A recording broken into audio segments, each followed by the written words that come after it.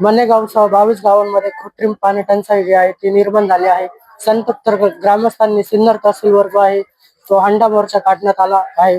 आपल्यासोबत सरपंच आपण त्यांच्याकडनं जाणून घेऊ. हंडा मोर्चा काढण्यात आला होता, काय तुमच्या मागण्या?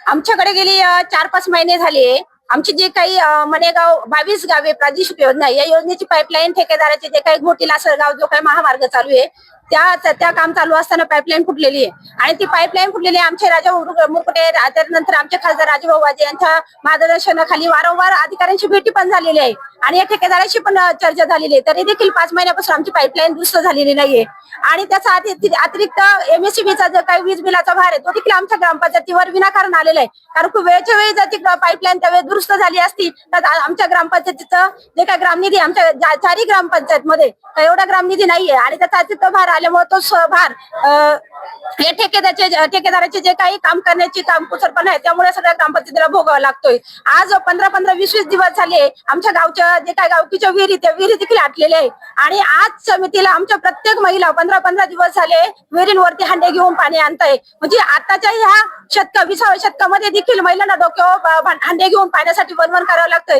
ही शोकांतिका आहे. तर आम्ही त्यासाठी तहसीलदार साहेबांकडे हंडा मोर्चा घेऊन आलोय. आमची हे प्रश्न आहे, ठेकेदारांनी जे काय आमचं नुकसान केले पाईपलाईनची, त्याचबरोबर लाईट बिल आहे हे सर्व त्यांनी भरायचे. त्यासाठी आम्ही सर्व महिलांनी या ठिकाणी मनेगाव, पाटोळे, रामनगर, धोलीनगरच्या हंडा मोर्चा आणलेला आहे. संतप्त महिलांनी अशी मागणी केली आहे की ठेकेदाराने जे आहे थकीत वीज बिल भरावे, अशी मागणी जी आहे ती महिलांनी केली आहे. योगेश माळंकर, TV9 मराठी, सिन्नर, नाशिक.